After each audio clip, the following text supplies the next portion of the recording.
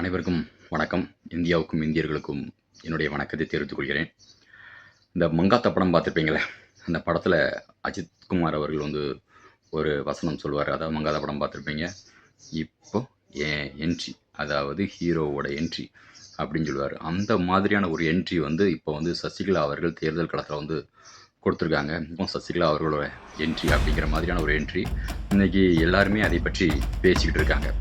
காரணம் என்ன அப்படின்னா, அவர்கள் இன்றைக்கி முக்கியமாக அவர்கள் தேர்தலில் இவ்வளோ நாளும் அவர்கள் போட்டியிட்டதில்லை. ஜெயலலிதாவோட ஒரு தோழியாக இருந்தவங்க. அதிமுகவை ஜெயலலிதா அவர்கள் வெற்றிகரமாக வழிநடத்துவதற்காக உறுதுணையாக இருந்தவங்க. அப்படிப்பட்டவங்க ஜெயலலிதா அவர்களோட மறைவுக்கு பிறகான அரசியலில் எந்த அளவுக்கு தாக்கத்தை ஏற்படுத்துவாங்க அப்படின்னு நினைக்கும்போது, கிட்டத்தட்ட மத்திய அரசே ஒரு பதற அளவுக்கான ஒரு அதிர்வை தமிழக அரசியலில் ஏற்படுத்தினவங்க, இந்திய அரசியல்லையும் ஏற்படுத்தினவங்க. இந்திய அரசியல்லே பார்த்திங்கன்னா நேஷ்னல் மீடியாக்கள்லாம் கூட சின்னம்மா சசிகலா அப்படின்லாம் சொல்லி நியூஸ் போட்டாங்க. அந்த அளவுக்கு ஒரு பரபரப்பான ஒரு அரசியலை அவர்கள் கையில் எடுத்தார்கள். அதன் பிறகு அவங்க சிறைக்கு போயிட்டாங்க. ஸோ அதிகார வர்க்கம், அதிகாரம் அது என்ன வேணாலும் செய்ய முடியாது. அந்த மாதிரியான ஒரு விஷயத்தால் அவர்கள் சிறைக்கு போயிட்டாங்க. ஸோ இப்போ மீண்டும் அவர்கள் சிறைக்கு போயிட்டு திரும்பி வந்ததுக்கு பிறகு மீண்டும் அவர்கள் பார்த்திங்கன்னா அரசியலில் தேர்தல் காலத்தில் அரசியலை பண்ணாமல் அவர்கள் ஒதுங்கி இருந்தாங்க. இப்போ மீண்டும் அரசியலில் இறங்கியிருக்காங்க. இறங்கி அதை தேர்தலை சந்திக்க போகிறதாக அவர்கள் அறிவிச்சிருக்காங்களா அப்படின்னு பார்த்தீங்கன்னா, அவங்க இன்னும் அறிவிக்கலை. தேர்தலை சந்திக்க போகிறாங்களா, இல்லை என்ன பண்ண போகிறாங்க, கூட்டணி பண்ண போகிறாங்களா, இல்லை யார் கூட கூட்டணியாக சேர்ந்து தேர்தலை எதிர்கொள்ள போகிறாங்க, இல்லை சிலர் சொல்கிறாங்க விஜய் கூட சேர போகிறாங்க, ஓபிஎஸ் கூட சேர்ந்து அரசியல் பண்ண போகிறாங்க அப்படின்லாம் சொல்கிறாங்க. ஆனால் இது எதுவுமே இன்னும் அவர்களாக அறிவித்தாதான் அது உண்மையாக இருக்கும். ஒவ்வொருத்தரும் ஒவ்வொரு யூகத்தை தெரிவிச்சிட்டு வராங்க. ஸோ அதற்கெல்லாம் ஒரு விடை கண்டிப்பாக இந்த 24ஆம் தேதி ஜெயலலிதா அவர்களுடைய பிறந்த நாள் அன்னைக்கு அவர்கள் அறிவிப்பாங்க அப்படின்னு எல்லாருமே எதிர்பார்க்காங்க. ஏன்னா அதன் பிறகும் காலதாமதம் பண்ணி ஒன்றுமே பண்ண முடியாது. ஸோ அதனால் 24ஆம் தேதி கண்டிப்பாக அறிவித்து தான் ஆகணும். அப்படி ஒரு சூழ்நிலை தான் இருக்குது. இதற்காக அவர்கள் தேர்ந்தெடுக்கக்கூடிய இடம், அந்த பொதுக்கூட்டம் தேர்ந்தெடுக்கக்கூடிய இடம் அப்படின்னு பார்த்திங்கன்னா, அது ராமநாதபுரம் மாவட்டம் கோட்டைமேடு, அதாவது பசும்பொன் பக்கத்தில் இருக்கக்கூடிய கோட்டைமேடு. கிட்டத்தட்ட பசும்பொன்னில் தான் அவர்கள் கால் நாட்டியிருக்காங்க.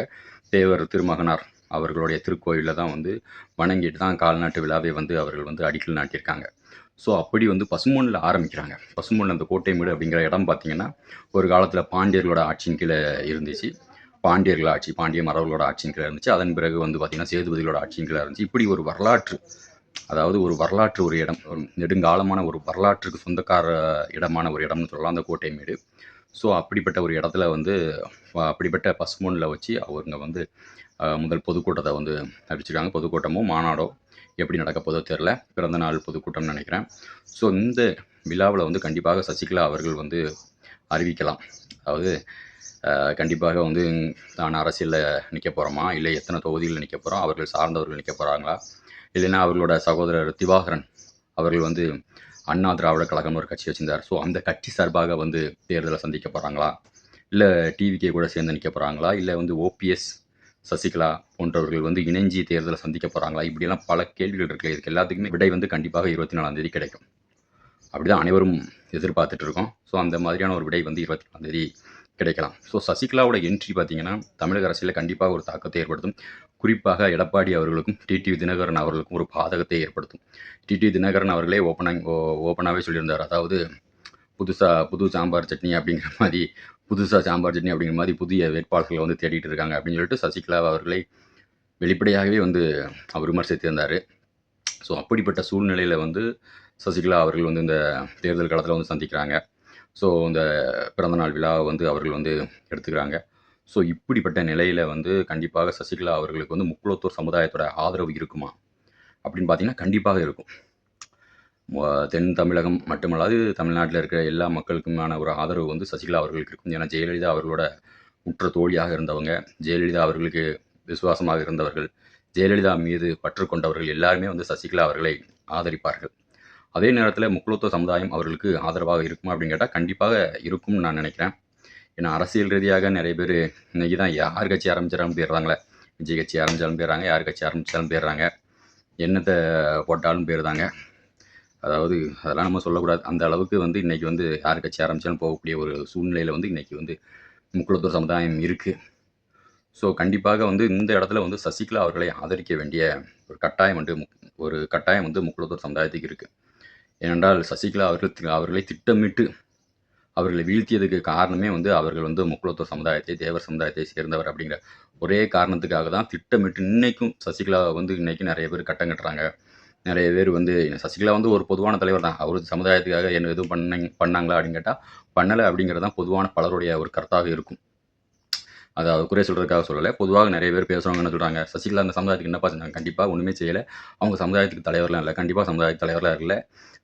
ஆனாலும் சசிகலா இன்னைக்கு நிறைய பேர் கட்டம் கட்டுறாங்க அப்படிங்கிற காரணம் என்னன்னா, அவர் தேவர் சமுதாயத்தை சேர்ந்தவர். தேவர் சமுதாயத்தை சேர்ந்தவங்க, முக்குளத்தூர் சமுதாயத்தை சேர்ந்தவங்க வந்து ஒரு ஆளுமையான இடத்துல போய் இருந்துட்டாங்க அப்படின்னா, கண்டிப்பாக வந்து அது மிகப்பெரிய ஒரு சிக்கலை வந்து தேசிய அரசியலில் இருக்கிறவங்களுக்கும் கொடுக்கும், தமிழக அரசியலில் இருக்கிறவங்களுக்கும் கொடுக்கும் அப்படிங்கிறதுக்காக ஒரே காரணத்துக்காகவே திட்டமிட்டு சசிகலா அவர்களை வீழ்த்தணும். அவர்களை தேவர் சமுதாயத்தை சேர்ந்தவர். அவர் வந்து இந்த அரசியலில் வந்துடக்கூடாது அப்படிங்கிற ஒரு நோக்கமாக கொண்டு தான் இன்னைக்கு சசிகலா அவர்களை வீழ்த்தணும் அப்படின்னு சொல்லி சிலர் செயல்படுறாங்க. ஸோ இந்த காலகட்டத்தில் வந்து முக்குளத்தூர் சமுதாயம் வந்து சசிகலா அவர்களை ஆதரிக்க தான் செய்யணும். ஆனால் அதை வந்து அவர்கள் தான் வந்து சசிகலா அவர்கள் உறுதியான ஒரு அரசியல் நிலைப்பாடை இந்த 24ஆம் தேதி எந்த மாதிரியான ஒரு அரசியல் நிலைப்பாடை எடுக்கிறாங்க அப்படிங்கிறது தான் முக்கியம். அவர்கள் பொதுவான தலைவர்கள் தான். சசிகலா அவர்கள் எல்லா சமுதாயத்திற்குமான ஒரு தலைவராக தான் செயல்பட்டுட்டு இருக்காங்க. ஆனால் அவர்களை வீழ்த்தணும்னு நினைக்கிறவங்க, இவர் இந்த சமுதாயத்தை சேர்ந்தவர், அதனாலே வீழ்த்தணும். இந்த குருட்டு பூனை இருட்டில் பாய்ஞ்ச மாதிரி சொல்லுவாங்களே, அந்த மாதிரி இன்னைக்கு நிறைய பேர் இன்னைக்கும் பார்த்துட்டு இருக்கீங்க நீங்கள் சமூக வலைதளங்களில். இவர்களை எல்லாம் வீழ்த்தணும். அவங்கெல்லாம் வந்து இன்னைக்கு பொதுவான எம்எல்ஏ, எம்பியாக தான் இருக்காங்க. ஆனால் அவங்களையெல்லாம் இன்னைக்கு வீழ்த்தணும். இவர்களுக்கெல்லாம் நாங்கள் ஓட்டு போட மாட்டோம் அப்படின்னு சொல்லிட்டு ஒரு கும்பல் சுற்றிட்டு இருக்குல்ல. அந்த மாதிரியான இன்னைக்கு நிறைய கும்பல் இருக்குது. இந்த தேவர் சமுதாயத்தை சேர்ந்தவங்க வந்து அரசியலில் வந்துடக்கூடாது. ஸோ அந்த மாதிரி இருக்கக்கூடிய சூழ்நிலையில் வந்து சசிகலா அவர்களை வந்து முக்குளத்தூர் சமுதாயம் வந்து ஆதரிக்க தான் செய்யும். யார் யாருக்கோ நம்ம ஆதரவு தெரிவிச்சிருக்கோம். ஸோ சசிகலா அவர்களுக்கு வந்து ஆதரவு தெரிவிக்க வேண்டிய ஒரு கட்டாயத்தில் முக்குளத்தூர் சமுதாயம் இருக்குது. கண்டிப்பாக தேர்தலில் வந்து பார்த்தீங்கன்னா, இன்றைக்கி ஒரு தலைமையில் வந்து முக்குளத்தூர் சமுதாயத்தை சேர்ந்தவங்க இருக்காங்க அப்படின்னா, சசிகலா அவர்கள் தான் வந்தாங்கன்னா இன்றைக்கி 5வது அணியாக இருப்பாங்க. இன்றைக்கி ஒரு 5வது அணி அமைக்கணும் அப்படின்னா, அது சசிகலா அவர்கள் தலைமையில் தான் அமையும். ஸோ அப்படிப்பட்ட நிலைமையில் இருக்கக்கூடிய அரசியலில், தேசிய அரசியலில் கூட சசிகலா அவர்கள் சின்னம்மா சசிகலா அப்படின்னு பேசப்படக்கூடிய ஒரு நிலைமையில் இருக்கக்கூடியவங்க.